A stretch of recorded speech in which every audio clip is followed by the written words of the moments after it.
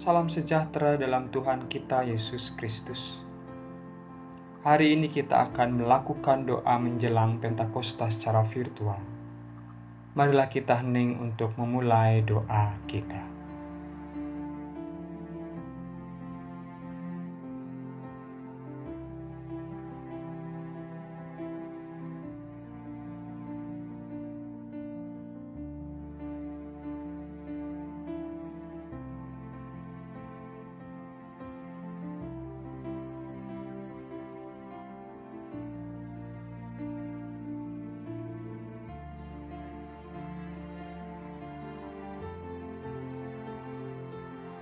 Mari kita berdoa.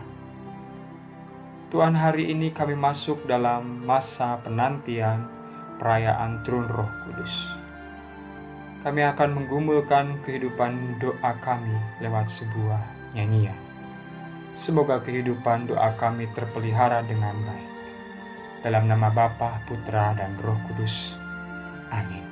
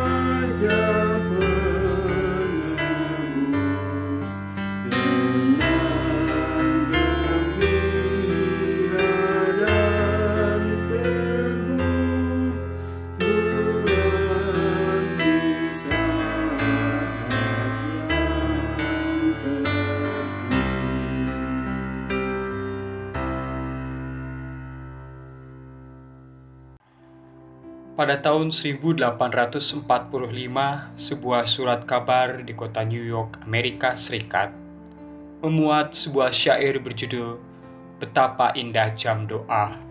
Yang menyumbangkan syair itu adalah Thomas Salmon, seorang pendeta yang baru pindah ke Amerika dari negeri Inggris pada tahun 1842. Dengan syair itu, ia pun menambahkan sedikit penjelasan tentang asal-usulnya. Menurut keterangannya itu, pendeta Salmon dulu menjadi gembala sidang di sebuah desa di Inggris. Di desa itu tinggal seorang pria bernama W. Walford. Pak Walford itu juga seorang pendeta pengantar Injil, walau ia berasal dari rakyat miskin dan kurang pendidikannya. Pekerjaan Pak Walford sehari-hari ialah membuat dan menggosok tulang-tulang, sehingga dapat dibentuknya menjadi berbagai-bagai benda kecil yang berguna. Setiap hari Minggu, ia meninggalkan usahanya itu dan naik mimbar.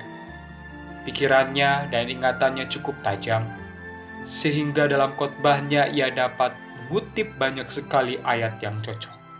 Bahkan ada orang yang berpendapat bahwa Pak Walford sudah menghafal seluruh isi Alkitab. Pada suatu hari, Pendeta Salmon mampir ke tempat tinggal Pak Walford.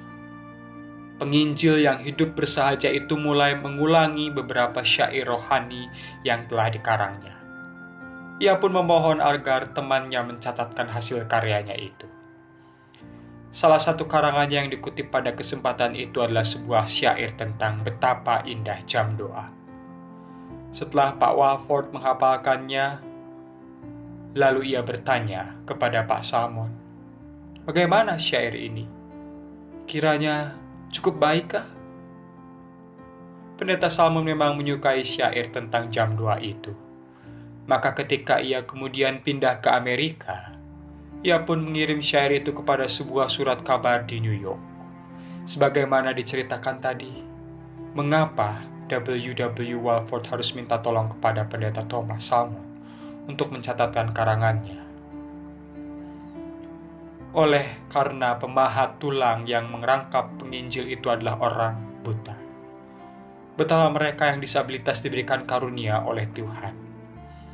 Lagu ini mempersaksikan bahwa justru dalam segala kelemahan, ketakberdayaan, dan berbagai pergumulan berat lainnya, momentum doa menjadi sesuatu yang amat indah. Padang gurun justru mendekatkan bangsa Israel kepada Allah. Pergumulan hidup, menurut kesaksian hidup pengarang lagu ini, bukan sesuatu yang menjauhkan kasih Allah dengan manusia. Marilah kita berdoa bersama. Saudara-saudari, pada hari ini, marilah kita berteduh di hadapan Tuhan dan memeriksa kehidupan kita masing-masing. Marilah ungkap dengan terbuka segala perasaan kita kepadanya. Marilah berdoa pribadi lepas pribadi.